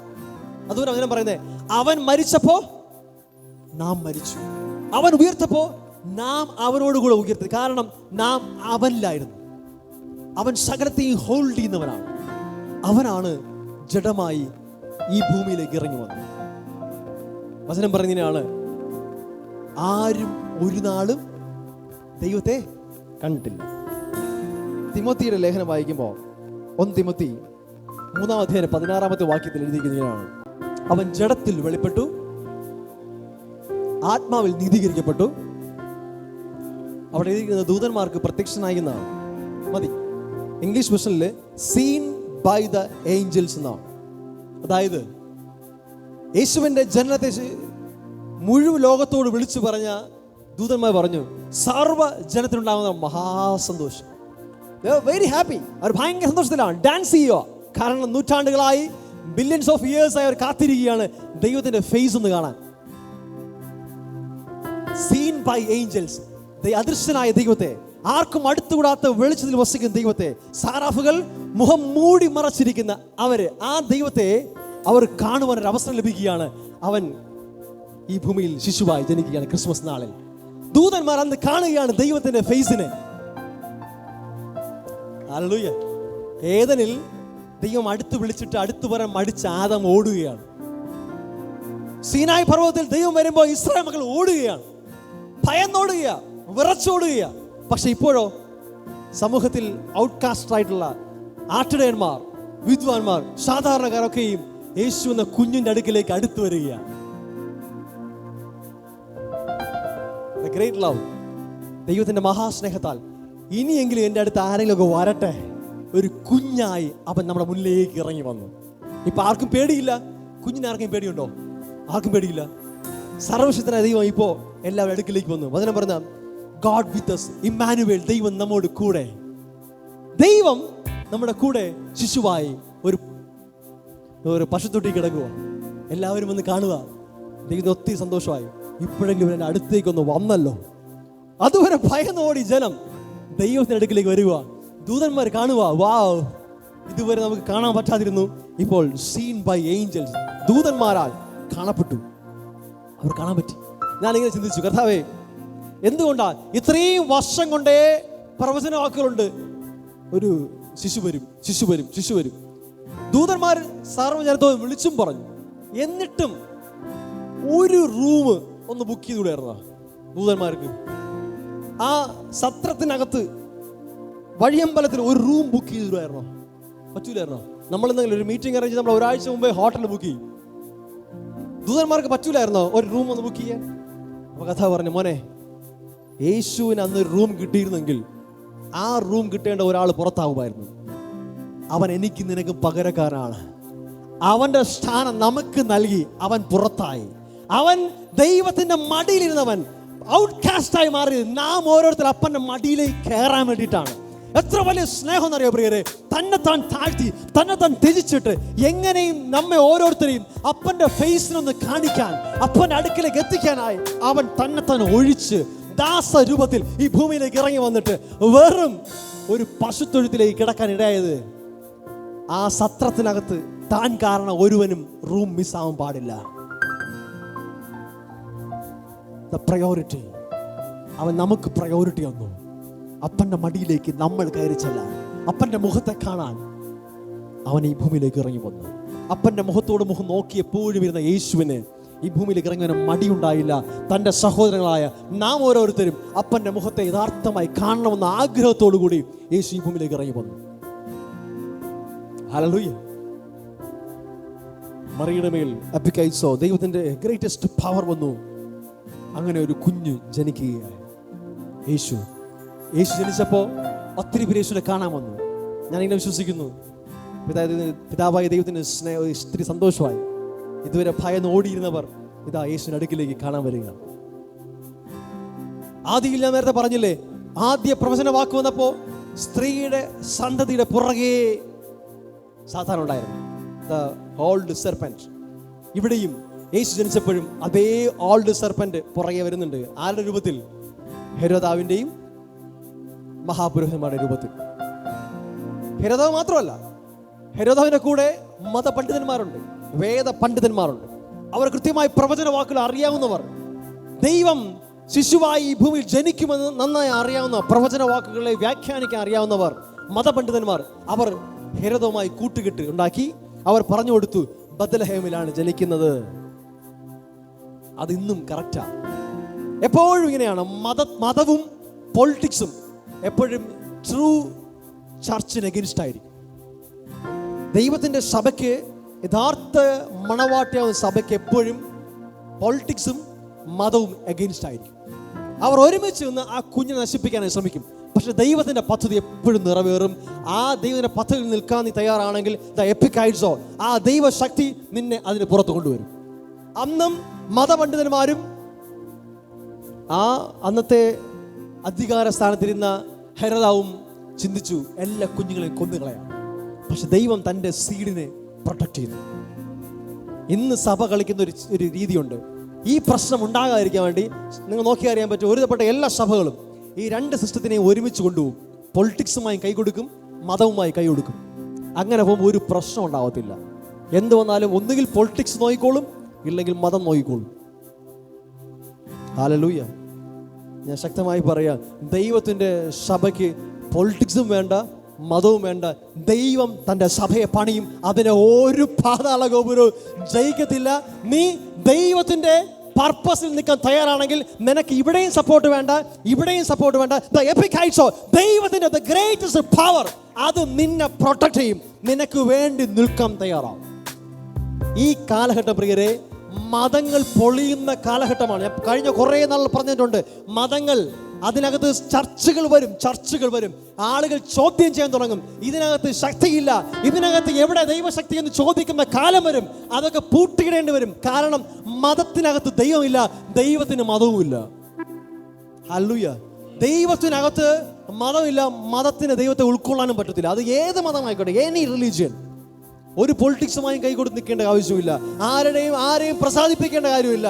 കാരണം അവരല്ല നിന്നെ വളർത്തുന്നത് ദൈവം അത്രേ. നീ ട്രൂ ആയിട്ട് ദൈവമല്ല ബന്ധം നിൽക്കുമ്പോൾ നിന്റെ പിന്നാലെ വരും എല്ലാ പൊളിറ്റിക്സും, നിന്റെ പിന്നാലെ വരും. കാരണം അധികാര സ്ഥാനങ്ങളെ നിയന്ത്രിക്കുവാൻ, അതിനെ കൺട്രോൾ ചെയ്യുവാൻ സ്വർഗ്ഗത്തിലെ ദൈവം നിന്നെ ഉപയോഗിക്കും. ഹല്ലേലൂയ. നമ്മൾ ആരുടെയും പക്ഷം പിടിക്കാൻ പോകണ്ട, ആരുടെയും പ്ലീസിങ്ങിന് വേണ്ടി പുറകെ പോകണ്ട. അവരെന്ത് വിചാരിക്കും ചിന്തിക്കണ്ട, ആരെയും പ്ലീസ് ചെയ്തിരിക്കണ്ട. അതല്ല ദൈവത്തിന്റെ പദ്ധതി. ദൈവത്തിന്റെ സഭയെ ദൈവം അങ്ങനെയല്ല കണ്ടിരിക്കുന്നത്. എപ്പോഴും മതങ്ങളും പൊളിറ്റിക്സും സഭയ്ക്ക്, ട്രൂ ചർച്ചിന് അഗെയിൻസ്റ്റ് ആയിരിക്കും. കാരണം അവർക്കത് ഉൾക്കൊള്ളാൻ പറ്റില്ല. പക്ഷെ ഞാൻ പറയാം, ദൈവം അതിനെ കൃത്യമായിട്ട് പ്ലാൻ ചെയ്യും. അത് വളരും, അത് വലുതാവും. ആമേൻ. ഹല്ലേലൂയ. ഒറ്റ കാര്യമുള്ളൂ, ദൈവത്തെക്കുറിച്ച് എൻ്റെ സ്വപ്നം പ്രിയരെ പറയാം. എൻ്റെ ഹൃദയത്തിന് വലിയ ആഗ്രഹമാണ് ഈ സ്വർഗീയ പിതാവിനെ ഒരു മുഖമറയുമില്ലാതെ, ഒരു മതത്തിൻ്റെ പിൻബലവും ഇല്ലാതെ, ഏതു വർഗത്തിലും ഏതു വർണ്ണത്തിലും ഏത് മതത്തിലുള്ളവനും അപ്പാന്ന് വിളിക്കാൻ പറ്റുന്ന, സ്വർഗീയ പിതാവിന്റെ ബന്ധം ഉണ്ടാകാൻ പറ്റുന്ന ഒരു ഒരു ഏജ്, ഒരു കാലഘട്ടം, അങ്ങനെ ഒരു തലമുറ ഞാൻ ആഗ്രഹിക്കുന്നു. പിതാവായ ദൈവം അത് ആഗ്രഹിക്കുന്നു. കാരണം അവൻ നമ്മെ ക്രിസ്ത്യാനിയായിട്ടോ നമ്മെ ഹിന്ദുവായിട്ടോ മുസ്ലിമായിട്ടോ അല്ല സൃഷ്ടിച്ചിരിക്കുന്നത്. അവൻ മക്കളായിട്ടാണ് സൃഷ്ടിച്ചിരിക്കുന്നത്. കുറെ ക്രിസ്ത്യൻ മക്കളും കുറെ ഹിന്ദു മക്കളും അല്ല, അവന് മക്കൾ മാത്രമേ ഉള്ളൂ. അവൻ ക്രിസ്ത്യൻ അപ്പനും മുസ്ലിം അപ്പനോട് പ്രത്യേകം പറഞ്ഞ അപ്പനല്ല, അവൻ സർവ്വ ചരാചരങ്ങളുടെയും പിതാവാണ്. വചനം പറയുന്നു സർവ്വ ജഡത്തിനും ശ്വാസം കൊടുക്കുന്നവനത്രേ.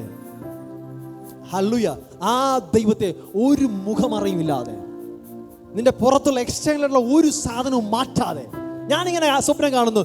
തലപ്പാവൊക്കെ വെച്ച് സിഖുകാരൊക്കെ ഒത്തിരി പേര് വന്ന് അവരങ്ങനെ വച്ചുകൊണ്ട് തന്നെ ഇതിനകത്ത് വന്ന് ആരാധിക്കണം. ഒത്തിരി പേര് കുങ്കുമൊക്കെ അടിച്ച് ഒത്തിരി വളകളൊക്കെ ഇട്ട് ഒത്തിരി 4 നൂലൊക്കെ കെട്ടി അവർ ദൈവത്തെ ആരാധിക്കണം. എല്ലാ ഭാഷക്കാരും എല്ലാ വംശങ്ങളും എല്ലാവരും ഒരുമിച്ച് നിന്ന് സ്വർഗീയ പിതാവിനെ അപ്പാ എന്ന് വിളിച്ച് ആ മുഖത്തോട് മുഖം നോക്കി ഒരു മറയുമില്ലാതെ ആരാധിക്കുന്ന സ്വപ്നം കാണുന്നു ഞാൻ. സ്വർഗം അത് ആഗ്രഹിക്കുന്നുണ്ട്. നമ്മൾ അതിർവരമ്പ് വെച്ചു നമ്മളെന്തോ സ്പെഷ്യൽ ടീം, അടുത്തവനോട് മിണ്ടത്തില്ല, അയൽക്കാരോട് മിണ്ടത്തില്ല. ക്രിസ്മസ് ആയാൽ നമ്മളെ മാത്രം ആഘോഷമാണ് അല്ല. വചനം പറയുന്നു സർവ്വ ജനത്തിനും ഉണ്ടാകുവാനുള്ള മഹാസന്തോഷം ഈ ലോകത്തിലേക്ക് വന്നിരിക്കുന്നു. എൻ്റെ യേശു കർത്താവ് സകല മാനവരാശിയെയും രക്ഷിപ്പാനായി ഈ ഭൂമിയിലേക്ക് വന്നു. അതാണ് ക്രിസ്മസ്. ക്രിസ്ത്യാനിയുടെ ഉത്സവം അല്ല, ക്രിസ്ത്യാനിക്ക് അല്ല അത്. സകല മനുഷ്യനും അങ്ങനെ തുറന്നു കൊടുക്കണം. നമ്മൾ പള്ളിയിൽ പോണവര് ചില ചോദിക്കാറുണ്ട്, നിങ്ങൾ പള്ളിയിൽ പോണവരാണോ? പിന്നെയും ചോദിക്കും, നിങ്ങൾ ഏതാണോ എന്തോ ഒന്നും അറിയത്തില്ല. ദൈവമായിട്ടുള്ള ഫേസ് ടു ഫേസ് എൻകൗണ്ടർ ഉണ്ടാവട്ടെ. ദൈവം ആഗ്രഹിക്കുന്നുണ്ട്. ഒരു മറയും വെക്കണ്ട. നിന്റെ കഴിഞ്ഞ ദിവസത്തെ ഉപവാസവും ഇന്നത്തെ പ്രാർത്ഥനയുമല്ല നിന്നെ നിർത്തിയിരിക്കുന്നത്. നിന്നെ നിർത്തുന്നതും അവനുമായിട്ടുള്ള റിലേഷൻഷിപ്പാണ്. പുറമെ നിനക്കൊന്നുമില്ലായിരിക്കാം, പക്ഷെ ദൈവമുള്ള ബന്ധമുണ്ടോ സകലം നിന്റെ പിന്നാലെ വരും. കാരണം ഉറവനാണ്. അവൻ നിറച്ചിരിക്കും. ലോകം അത് കാണും. ഹല്ലേലൂയ. നിന്റെ ഭാരങ്ങൾ അറിയുന്നവൻ, നിന്റെ വിഷമങ്ങൾ അറിയാം അവനെ. കാരണം അവൻ നിന്നെ പോലെയായി ഈ ഭൂമിയിൽ സകല നിനക്ക് തുല്യനായി പരീക്ഷിക്കപ്പെട്ടവനാണ്. ഞാൻ ആദ്യം ചോദ്യം ഒന്നുകൂടി ചോദിക്കാം. എങ്ങനെയാണ് യേശു കാൽവരി ക്രൂശിൽ പാപമായി മാറിയത്? ഒരു വാക്യം വായിക്കാം. യെശയ്യാ പ്രവചനം 53-ാം അധ്യായം അതിന്റെ 3-ാമത്തെ വാക്യം.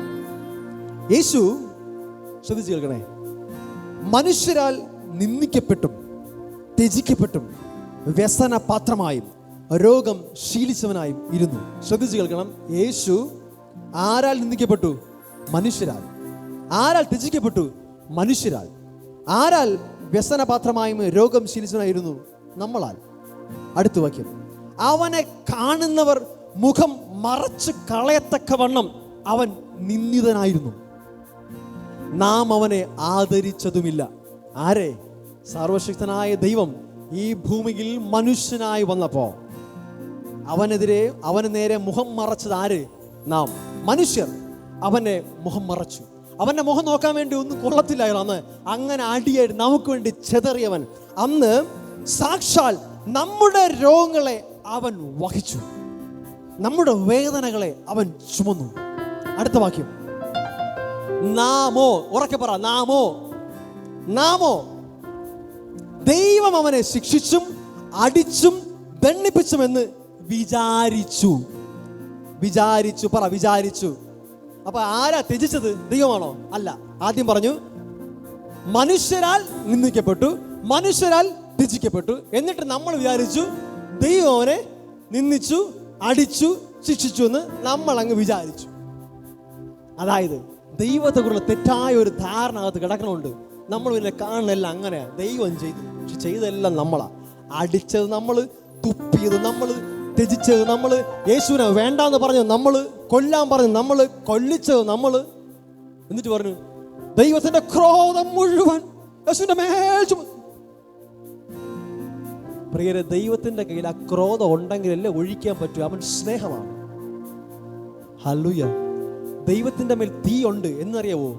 സ്നേഹത്തിന്റെ തീ. ഏറ്റവും പവർഫുൾ തീ എന്ന് പറയുന്നത് ഈ ലോകത്തിലെ വിറക് തീയുന്ന തീയല്ല, ലവ്, സ്നേഹമാണ് ഏറ്റവും വലിയ തീ. യേശു പറഞ്ഞു നിന്റെ ഒരു ശത്രു വിശക്കുന്നെങ്കിൽ നീ അവന് കഴിക്കാൻ ആഹാരം കൊടുത്തു നോക്ക്. നീ അവന്റെ മേൽ തീക്കനൽ കുന്നിക്കും, അവനിരുന്ന് ഉരുകും. എനിക്ക് ഒത്തിരി അനുഭവങ്ങളുണ്ട് പറയേ. നമ്മളെ ഒരു കാലത്ത് ദുഷിച്ചവർ, തള്ളിപ്പറഞ്ഞവനെ നീ ഒരു നേരത്തെ ആഹാരം കൊടുത്തിട്ട്, അല്ല അവന്റെ വിഷമത്തിൽ നീ അവനെ മാറ്റി നിർത്താതെ പോയി സ്നേഹിച്ചു നോക്ക്, അവൻ ഉരുകുന്ന കാണാൻ പറ്റും, കത്തുന്ന കാണാൻ പറ്റും. അതിനേക്കാൾ അവൻ പറഞ്ഞു നീ തീയിട്ട് കൊല്ലടാന്ന് പറയും. അതാണ് ഏറ്റവും വലിയ തീ. നമ്മുടെ ദൈവം ദഹിപ്പിക്കുന്ന അഗ്നി എത്ര എന്ന് പറഞ്ഞ് വീരുവാശികളെ മനസ്സിലാക്കണം. ആ അഗ്നി തീയല്ല, ആ തീ സ്നേഹത്തിന്റെ തീയാണ്. ആ തീയിൽ ദഹിക്കാത്ത ആരുമില്ല. ആ തീ തന്നെ തുപ്പിയവന്റെ മേൽ, അവനെ കുത്തിയവന്റെ മേൽ ചൊരിഞ്ഞൊരു തീയാണ്. പിതാവേ, ഇവർ ചെയ്യുന്നതെന്ന് ഇവർ അറിയുന്നില്ല, ഇവരോട് ക്ഷമിക്കണമേ. കേട്ടുന്നവന്റെ ഹൃദയം പറഞ്ഞു പോയിട്ടുണ്ടാവും. അവൻ തകർന്നവനാ, അവനൊന്നും ഉറങ്ങത്തില്ല. കരുന തുപ്പി അടിച്ച് മുടിയെല്ലാം പിച്ചെടുത്ത് മീശയെല്ലാം പറിച്ചെടുത്ത് അപ്പം പറയുവാണ്, മോനെ ഐ ലവ് യു. സഹിക്കാൻ പറ്റുമോ? സഹിക്കാൻ പറ്റുമോ? നിങ്ങളൊന്ന് ചിന്തിക്ക്. നിങ്ങളൊരുവനെ അടിച്ച് ഇതുപോലെ കൊല്ല ചെയ്തിട്ട് അവൻ നിന്റെ മുഖത്ത് ചിരിച്ചിട്ട് പറയാണ്, സ്റ്റിൽ ഐ ലവ് യു. നീ ഉറങ്ങത്തില്ല. നീ പറയും ഇതിനേക്കാളും മരിച്ചാൽ മതിയായിരുന്നു. അതാണ് ദൈവത്തിന്റെ തീ, ദൈവത്തിന്റെ സ്നേഹം, ദ കൺസ്യൂമിംഗ് ഫയർ. ആ ദൈവത്തെയാണ് പലരും പറയണേ. യേശുവിനെ ദൈവം ശിക്ഷിച്ചു. യെശയ്യാപ്രവചനം പറയുകയാണ്, നാം വിചാരിച്ചു ദൈവം അവനെ അടിച്ചു എന്ന്. പക്ഷേ യഥാർത്ഥത്തിലോ അവൻ നമ്മുടെ വേദനകൾ, നമ്മൾ കൊടുത്ത വേദന, നമ്മൾ കൊടുത്ത രോഗം, നമ്മൾ കൊടുത്ത ഇടി, ആടി, തുപ്പൽ, അതിനെ അവൻ വഹിച്ചു. പക്ഷെ അവന്റെ വാക്കുകളിൽ നിന്ന് തിരിച്ചു വന്നതോ സൗഖ്യം. അവന്റെ അടിപ്പിടൽ വിളിച്ചത് വെഞ്ചൻസ് അല്ല, പ്രതികാരമല്ല. ഹാബേൽ രക്തത്തെക്കാൾ ഗുണകരമായി അവൻ സംസാരിച്ചു, നീ സൗഖ്യമാകാം, നിന്റെ ഹൃദയം സൗഖ്യമാവട്ടെ, നീ സൗഖ്യമാവട്ടെ. ആ ശരീരത്തിൽ നിന്ന് വന്ന് മുഴുവൻ സൗഖ്യമായിരുന്നു. ശവമല്ല, സൗഖ്യം. ഹല്ലേലൂയ. നമ്മൾ ഈ ദൈവത്തെയാണ് ക്രൂരനായ ദൈവമായി ചിത്രീകരിച്ച് ലോകത്ത് എത്രയോ പാട്ടുകൾ തന്നെ അങ്ങനെ ഉണ്ട്. ഞാനും എത്രയോ പ്രാവശ്യം അപ്പാ അറിയാതെ പാടി. ദൈവകോപത്തീയിൽ വെന്തരിഞ്ഞവനായി അല്ല, മഹാപുരോഹിതന്മാരുടെയും നമ്മെപ്പോലുള്ള ഒരു കൂട്ടം ജനത്തിന്റെയും കോപത്തീയിൽ യേശു വെന്തെരിഞ്ഞതാ. ഒരു വചനവും പറയുന്നില്ല പിതാവായ ദൈവം അവനെ ശിക്ഷിച്ചുവെന്ന്. നാം ശിക്ഷിച്ചു. വചനം പറയുന്നു, നിങ്ങൾ ശിക്ഷിച്ചവനെ, പത്രോസ് വിളിച്ചു പറഞ്ഞു, നിങ്ങൾ ക്രൂശിച്ചവനെ പിതാവായ ദൈവം ഉയർത്തെഴുന്നേൽപ്പിച്ചു. കൊരിന്ത്യർ ലേഖനത്തിൽ പൗലോസ് പറയുകയാണ്, God was with Christ on the cross. പിതാവായ ദൈവം പുത്രനെ നമുക്ക് വിട്ടു നിന്നിട്ട് മാറി നിന്ന് ചിരിച്ചതല്ല. He was with Jesus. പിതാവായ ദൈവം ആ ക്രൂസിലുണ്ടായിരുന്നു, അവനോട് ഒപ്പം ഉണ്ടായിരുന്നു. പലരും പറയും സംഗീതം 22 യേശു പറഞ്ഞ വാക്യം. എന്താ വാക്യം? എൻ്റെ ദൈവമേ, എൻ്റെ ദൈവമേ, നീ എന്നെ കൈവിട്ടതെന്ത്? എന്താ യേശുവിനെ പറയാൻ കാരണം അറിയാവോ? ഞാൻ ആദ്യം ചോദിച്ച ചോദ്യമാണ്, എന്താണ് പാപം? പാപം പിതാവിന്റെ ഫേസിനെ അതുപോലെ കാണാൻ പറ്റാതിരിക്കുന്നതാണ് പാപം. നിന്നെ സ്നേഹിക്കുന്ന ദൈവത്തെ ആ സ്നേഹമായി അറിയാൻ പറ്റാതിരിക്കുന്നതാണ് പാപം. അവൻ നിന്നെ സ്നേഹിക്കുമ്പോഴും നീ പേടിച്ച് വിറച്ച് ഒളിച്ചിരിക്കുന്നതാണ് പാപം. പാപം ചെയ്യുന്നത് നിന്നെ ദൈവത്തിൽ നിന്ന് അകറ്റുകയാണ് ചെയ്യുന്നത്. ആ സ്റ്റേജിലേക്ക് യേശു വന്നു. മാനവരാശിയുടെ മുഴുവൻ പാപത്തെ, അതായത് പിതാവിനെ അറിയാൻ പറ്റാത്ത സ്റ്റേജിലേക്ക് എത്തിയപ്പോ അതുവരെ അപ്പ അപ്പ എന്ന് വിളിച്ചുകൊണ്ടിരുന്ന യേശു നമ്മൾ ഒരുവനായി മാറി, നാമായി മാറിയപ്പോ, ഞാൻ പറഞ്ഞില്ലേ, നമുക്ക് വേണ്ടിയല്ല യേശു മരിച്ചത്, അതിനപ്പുറമായി നമ്മളായി മരിച്ചു യേശു. അവിടെ കിടന്ന മാനവരാശി എന്തെങ്കിലും ഒരു പ്രശ്നം വരുമ്പോ, ഒരു മരണം വീട്ടിൽ സംഭവിക്കുമ്പോൾ നമ്മുടെ ആദ്യ ചോദ്യം എന്താ? ദൈവമേ നീ എവിടെയാ? നീ എങ്ങനെ കൈവിട്ടേ? ഈ കരച്ചിലാ യേശു കരഞ്ഞേ. നമ്മുടെ കരച്ചിൽ, ദൈവത്തെ യഥാർത്ഥമായി അറിയാത്ത ഒരു മനുഷ്യന്റെ കരച്ചിലാണ് യേശു ഒന്ന് കരയുന്നേ. എൻ്റെ ദൈവമേ, എൻ്റെ ദൈവമേ, നീ എന്നെ കൈവിട്ടതെന്ത്? അവിടെ തീർന്നില്ല. അത് സങ്കീർത്തനം 22 1 വാക്യമാണ്. എന്നാൽ 22 24 വാക്യം പറയുന്നു. അതിങ്ങനെയാണ്, സങ്കീർത്തനം 22 24, അരിഷ്ടന്റെ അരിഷ്ടത അവൻ നിരസിച്ചില്ല, വെറുത്തതുമില്ല, തൻ്റെ മുഖം അവന് മറച്ചതുമില്ല. പിതാവായ ദൈവം യേശുവിന് തന്റെ മുഖത്തെ മറച്ചില്ല, അത് വെളിപ്പെടുത്തി കൊടുത്തു. അടുത്ത വാക്യം പറയാണ്, തന്നെ വിളിച്ചപേക്ഷിച്ചപ്പോൾ കേൾക്കയത്രേ ചെയ്തത്. ഹല്ലേലൂയ. മാനവരാശി വിളിച്ച വിളി യേശു വിളിച്ചു. അടുത്ത നിമിഷം പരിശുദ്ധാത്മാവ് ആ പിതാവിന്റെ ഫേസിനെ യേശുവിന് വെളിപ്പെടുത്തി കൊടുത്തപ്പോൾ യേശു ആ ഫേസ് കണ്ടിട്ട് ഇങ്ങനെ പറഞ്ഞു, പിതാവേ, നിന്റെ കരങ്ങളിലേക്ക് എൻ്റെ ആത്മാവിനെ തരുകയാണ്. ആ മുഖം കാണാതെ ഒരിക്കലും അത് പറയാൻ കഴിയത്തില്ല. അന്നാ യേശു പിതാവിനെ നോക്കി കണ്ട ആ മുഖം യേശുവിന് മാത്രമല്ല വെളിപ്പെട്ടത്, സകല മാനവരാശിക്കും വെളിപ്പെട്ട് കിട്ടി. അതുവരെ ദൈവത്തെ ദൂരത്തിരുന്ന് ദൂരസ്ഥരായിരുന്നു നമ്മൾക്ക്, ഇതാ ക്രിസ്തുവിലൂടെ സമീപസ്ഥരായി തീർന്നു. അതാ പറഞ്ഞ, മുമ്പേ ദൂരസ്ഥരായിരുന്നു നിങ്ങൾ, ക്രിസ്തുവിലൂടെ അവൻ രക്തത്താൽ സമീപസ്ഥരായി. എന്ന് വെച്ചാൽ അകലെ നിന്ന് കണ്ടുകൊണ്ടിരുന്ന് ഭയന്നിരുന്ന നമ്മൾ ഇപ്പോൾ അപ്പാ എന്ന് വിളിക്കുന്ന, മടിയിലിരിക്കുന്ന പുത്രന്റെ സ്റ്റാറ്റസിലേക്ക് കടന്നു വന്നു. ഇന്ന് നിങ്ങൾക്ക് ലഭിച്ചിരിക്കുന്നത് അപ്പാ പിതാവിന് വിളിക്കുന്ന പുത്രത്വത്തിന്റെ ആത്മാവിനത്രേ. ക്രൂസ് നമുക്ക് നൽകിയത് ഇതാണ്. അതിന് തുടക്കം കുറിച്ചത് ക്രിസ്മസ് ആണ്. ക്രിസ്മസ് ആണ് ദൈവത്തിന്റെ ഏറ്റവും വലിയ ഗിഫ്റ്റ്. എന്താണ്? അതുവരെ ഭയന്നിരുന്ന നമുക്ക് ധൈര്യത്തോടെ ആ മുഖത്ത് നോക്കി ഒരു ഉമ്മ കൊടുക്കാൻ ഒരു ധൈര്യം കിട്ടിയത് ക്രിസ്മസിനാണ്. എനിക്ക് തോന്നുന്നു മറിയയും ജോസഫൊക്കെ ചുംബിക്കുന്ന കണ്ടപ്പോൾ ഒത്തിരി പേര് ചുംബനം കൊടുത്തിട്ടുണ്ടാവും ആ കുഞ്ഞിന്. സ്വർഗത്തിൽ അപ്പന്റെ മുഖത്ത് ആ ചുംബനങ്ങളെല്ലാം വീണത്. വാവ്,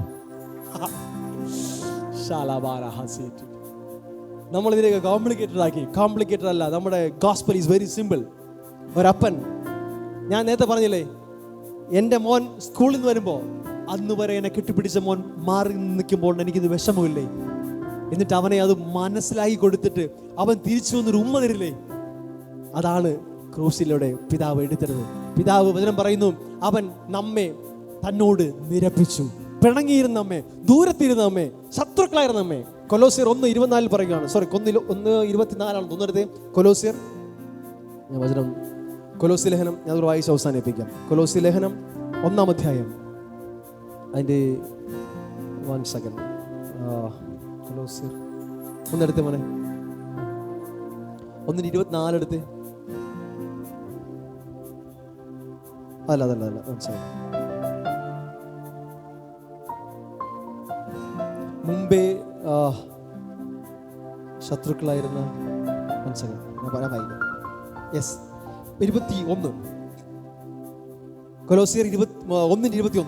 മുമ്പേ ദുഷ്പ്രവൃത്തികളാൽ മനസ്സുകൊണ്ട് അകന്നവരും ശത്രുക്കളുമായിരുന്ന നിങ്ങളെ, ദൈവം നമ്മോട് ശത്രുത്വമൊന്നുമല്ല, നാം നമ്മുടെ മനസ്സുകൊണ്ട് ദൈവത്തിൽ നിന്ന് ശത്രുക്കളായി മാറി. ദൈവം നമ്മുടെ ശത്രുവല്ല.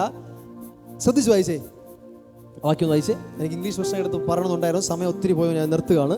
മുൻപേ ദുഷ്പ്രവൃത്തികളാൽ മനസ്സുകൊണ്ട് അകന്നവരും ദൈവത്തിൽ നിന്ന് ശത്രുക്കളുമായിരുന്ന, ദൈവത്തോട് ശത്രുത്വം ഉണ്ടായി, മനസ്സിനകത്ത് അകൽച്ച ഉണ്ടായി നിങ്ങളെ അവൻ്റെ മുമ്പിൽ വിശുദ്ധരും നിഷ്കളങ്കരും കുറ്റമില്ലാത്തവരുമായി നിർത്തേണ്ടതിന് അവൻ ഇപ്പോൾ തൻ്റെ ജഡശരീരത്തിൽ തൻ്റെ മരണത്താൽ നിരപ്പിച്ചു. ഹല്ലേലൂയ. നമ്മുടെ പിണക്കം മാറ്റി, നമ്മുടെ പിണക്കം മാറ്റാൻ വേണ്ടി സ്വർഗം തന്ന ഏറ്റവും വലിയ ഗിഫ്റ്റാണ് ജീസസ്. യേശു കഥാവ് നമുക്ക് തന്ന ഏറ്റവും വലിയ ഗിഫ്റ്റ് എന്നറിയാവോ? പിതാവിൻ്റെ മുഖം, നഷ്ടമായ ഇമേജ്. സത്യത്തിൽ പിതാവിൻ്റെ മുഖം കാണുമ്പോൾ നമ്മളാ തന്നെ തിരിച്ചറിയാം നമ്മൾ ആരാണ്. നേരത്തെ പറഞ്ഞില്ലേ, ദാവീദിൻ്റെ വംശത്തിൽ, എനിക്ക് ചിലപ്പോൾ ഞാൻ ആലോചിക്കുമ്പോൾ എനിക്കൊരു ഭയങ്കര ഒരു ആഗ്രഹം, അതായത് ഈ സകലത്തിന് മുൻപേയുള്ള ദൈവം, സകലത്തെയും സൃഷ്ടിച്ച ദൈവം നിസ്സാരമായിട്ട് ദാവീദിന്റെ പുത്രൻ എന്ന് വിളിക്കപ്പെടാൻ ഒരു മടിയും കാണിച്ചില്ല. കുരുടനായിരുന്ന വ്യക്തി ദാവീദ് പുത്ര കാരണം ഉണ്ടാകണേ എന്ന് വിളിച്ചപ്പോ വേറെ ആരെ വിളിക്കുകയാണ് എന്ന് പറഞ്ഞില്ല, യേശു തിരിഞ്ഞു നിന്നു. ദാവീദ് പെർഫെക്റ്റ് ആയതുകൊണ്ടല്ല, ദൈവത്തിന്റെ ഉടമ്പടിയാണ്. വാക്കു പറഞ്ഞ ദൈവം മാറാത്തവനാ. നിന്റെ പുത്രൻ എന്ന് എൻ്റെ മകൻ വിളിക്കപ്പെടും. ദാവീദിനടുത്ത് വാഗ്ദത്തമാണ്, എൻ്റെ മകൻ നിന്റെ മകൻ എന്ന് വിളിക്കപ്പെടും. ദാവീദ് പുത്രൻ എന്നാണ് യേശുവിനെ വിളിക്കുന്നത്. യേശുവിനെ മടി കാണിക്കാതെ തിരിഞ്ഞു നിന്നു. ദൈവത്തിന്റെ ഉടമ്പടി നോക്കണേ, ദൈവത്തിന്റെ സ്നേഹം നോക്കണേ, അത്ര വലുതാണ്. മനുഷ്യന്റെ പുത്രനായി ദൈവപുത്രൻ മാറി. മനുഷ്യപുത്രൻ. നമ്മൾ ഓരോരും ദൈവപുത്രന്മാരാണ് തിരിച്ചറിയാൻ വേണ്ടി ദൈവപുത്രൻ മനുഷ്യപുത്രനാകേണ്ടി വന്നു. ഇന്ന് നിങ്ങൾ ഓരോരുത്തരും മനുഷ്യപുത്രരല്ല, ദൈവമക്കളാണ്. ഹല്ലേലൂയ. നഷ്ടപ്പെട്ട ഐഡന്റിറ്റി തിരിച്ചറിയുക. അപ്പന്റെ മുഖത്തേക്ക് ഭയമില്ലാതെ നോക്കുക. നിങ്ങളെ അപ്പൻ വിളിക്കുന്നത് ഇന്നലെ ചെയ്ത പാപത്തിന്റെ കണക്ക് ചോദിക്കാനല്ല, നാളുകളിൽ അപ്പന്റെ ലെഗസിയെ ചുമക്കാൻ, ഈ ഭൂമിയിൽ വാഴാൻ, അപ്പന്റെ മകനായി ഈ ഭൂമിയിൽ വാഴുവാനായിട്ട് ആ ബന്ധം നിൽക്കാനാണ് നിന്നെ വിളിക്കുന്നത്. ഇന്നലെ വരെ നീ വാണിരുന്ന പലതും നിന്നെ ഇന്ന് പേടിപ്പിക്കുന്നുണ്ടെങ്കിൽ ഒറ്റ കാര്യമുള്ളൂ, നീ ബന്ധത്തിൽ നിന്ന് പോയതുകൊണ്ടാണ്. ഞാൻ ആദ്യം പറഞ്ഞില്ലേ, നീ ഇന്ന് മദ്യപിക്കുന്നുണ്ടോ, നീ സിഗരറ്റ് വലിക്കുന്നുണ്ടോ, അത് നിർത്താനല്ല പറയേണ്ടത്. പകരം നിന്റെ കണക്ഷൻ പോയിട്ടുണ്ട്. നിന്റെ ഡിപ്രഷന് കാരണം ആ ബന്ധം പോയതാ. അപ്പനെ നീ അറിയുമ്പോ, ആ ബന്ധത്തിൽ വരുമ്പോ ഇതൊന്നൊരു വിഷയമേ അല്ല. ഇതെല്ലാം നീ പോലും അറിയാതെ നീ എടുത്ത് കളയും. A higher level of living, വേറൊരു തലത്തിൽ നീ ജീവിക്കാൻ തുടങ്ങും. നീ എത്ര വലിയവനാന്നൊരു ബോധ്യം നിനക്കുണ്ടാവും. നിന്റെ അപ്പൻ എത്ര വലിയവനാണ്. യേശുവെ പോലെ ഈ ഭൂമിയിൽ നീ ജീവിക്കാൻ തുടങ്ങും. യേശു ചെയ്തതുപോലെ ചെയ്യുവാൻ തുടങ്ങും. യേശു നമുക്ക് നല്ലൊരു മാതൃകയായിരുന്നു. ഹല്ലേലൂയ. അപ്പോൾ ഈ ക്രിസ്മസിൽ ഓർക്കുക, ദൈവം തൻ്റെ സ്വഭാവത്തെ, തൻ്റെ യഥാർത്ഥ ഹൃദയത്തെ യേശുവിലൂടെ നമുക്ക് വെളിപ്പെടുത്തുന്നു. അവൻ ഭയപ്പെടുന്ന, അലറുന്ന ഏതോ ഒരു ദൈവമല്ല. It's A loving God. നമ്മളെ സ്നേഹിക്കാൻ വേണ്ടി, നമ്മളാൽ സ്നേഹിക്കപ്പെടാൻ വേണ്ടി കുഞ്ഞായി മാറിയ ഒരു ദൈവമാണ്. Hallelujah, hallelujah. ഞാൻ പലപ്പോഴും വീട്ടിൽ പോകുമ്പോൾ അമ്മയുടെ മടിയിലൊക്കെ പോയി കിടക്കും. എന്നറിയാമോ, നമ്മൾ ഈ സ്നേഹം കിട്ടാൻ കൊതിക്കുന്നവരാണ്. ശരിയല്ലേ? അതുപോലെ അമ്മമാർക്കും അങ്ങനെ ആഗ്രഹം ഉണ്ടാവും, മക്കളുടെ സ്നേഹം കിട്ടണമെന്ന്. സ്വർഗത്തിലെ അപ്പന് നിങ്ങളുടെ സ്നേഹവും ഇഷ്ടമാണ്. ഹല്ലേലൂയ. അതിന് ദൈവം കണ്ടത് ഏറ്റവും വലിയ വഴിയാണ് ഈ ഭൂമിയിൽ നമ്മളായി ഈ ഭൂമിയിലേക്ക് ഇറങ്ങി വരിക. യേശു കുഞ്ഞായപ്പോൾ ഒത്തിരി പേര് എടുത്തു നടന്നു, ഒത്തിരി പേര് താരാട്ടിയിട്ടുണ്ടാവും, ഉമ്മ എടുത്തിട്ടുണ്ടാവും. അതുവരെ അവരറിയുന്നില്ലല്ലോ, അവർ അതുവരെ ഭയന്ന് വിറച്ചു നിന്ന ദൈവമാണ് അവരുടെ കയ്യിലേക്ക് വന്നിരിക്കുന്നത്. ട്രിനിറ്റി, ആ തൃത്വം. കഴിഞ്ഞ ആഴ്ച നിങ്ങൾ കേട്ട മെസ്സേജ് ഒന്നുകൂടെ കേട്ടു നോക്കിയാൽ മതിയാവും. ആ ത്രിയേക ദൈവം, പിതാവും പുത്രനും പരിശുദ്ധാത്മാവും ഒരുമിച്ച് ആ ക്രൂസിലുണ്ടായിരുന്നു, ആ ജനന സമയത്തുണ്ടായിരുന്നു, മരണസമയത്തുണ്ടായിരുന്നു, ഉയർപ്പിലുണ്ടായിരുന്നു. ഇന്നും നിങ്ങളുടെ കൂടെ ഉണ്ട്. ഹല്ലേലൂയ. എല്ലാ ഭയവും മാറട്ടെ. ഈ യേശു നിങ്ങളെ സ്നേഹിക്കുന്നു. സകല ലോകത്തിനും വേണ്ടി, സർവ്വ മാനവരാശിക്കും വേണ്ടി അവൻ ഈ ഭൂമിയിലേക്ക് വന്നു. എന്തിനു വേണ്ടി? നമ്മളെ കുറ്റം വിധിക്കാനല്ല, തൻ്റെ സ്നേഹത്തെ വെളിപ്പെടുത്താൻ, പിതാവിനെ വെളിപ്പെടുത്താൻ. ഫിലിപ്പോസിനോട് യേശു പറഞ്ഞു, ഞാൻ വന്നത് പിതാവിനെ കാണിച്ചു തരാൻ. എന്നെ കണ്ടവൻ പിതാവിനെ കണ്ടിരിക്കുന്നു. ഹല്ലേലൂയ.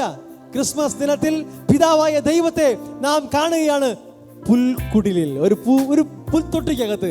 അതുവരെ ഭയങ്കരനായെന്ന് പറഞ്ഞ ദൈവത്തെ ഏതൊരു മനുഷ്യനും കാണാൻ പറ്റുന്ന തരത്തിലേക്ക് ഗോഡ് വിത്ത് us, ഇമ്മാനുവേൽ, അവൻ ഈ ഭൂമിയിലേക്ക് വന്നു. അതാണ് ക്രിസ്മസ്. ഹല്ലേലൂയ. അടുത്ത ഭവനങ്ങളിലേക്ക്, നിങ്ങളുടെ ചുറ്റുമുള്ള വ്യക്തികളിലേക്ക് ഈ സന്തോഷത്തെ പകർന്നാട്ടെ. ഈ ദൈവത്തിന്റെ സ്നേഹത്തെ നിങ്ങൾ ഹൃദയംഗമായി തുറന്നു വിട്ടാട്ടെ, പിടിച്ചു വയ്ക്കാതെ. ഓ, ദൈവം സ്നേഹമാണ്, പക്ഷേ ഈ പക്ഷ എടുത്ത് കളയുക. അത് മതത്തിന്റെ പക്ഷയാണ്. ബൈബിൾ അത് പഠിപ്പിക്കുന്നില്ല. അവന് ഒറ്റ ഫേസേ ഉള്ളൂ.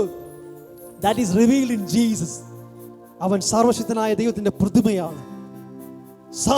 ദൈവത്തിന്റെ സർവ്വ സമ്പൂർണ്ണതയും യേശുവിൽ വസിച്ചു. അവനിൽ മറഞ്ഞിരിക്കുന്ന ഒന്നുമില്ല. അവൻ വെളിച്ചമാണ്. ഹല്ലേലൂയ. മറ്റൊന്നും നിങ്ങളെ വഞ്ചിക്കാൻ ഇടയാക്കരുത്. ഇന്ന് വീട്ടിൽ പോകുമ്പോൾ ഈ സ്നേഹവാനായ അപ്പനുമായി വീട്ടിലേക്ക് ഒരു ബന്ധത്തിൽ നടക്കുക. നിങ്ങളുടെ ലൈഫ് പഴയതുപോലെ ആയിരിക്കത്തില്ല.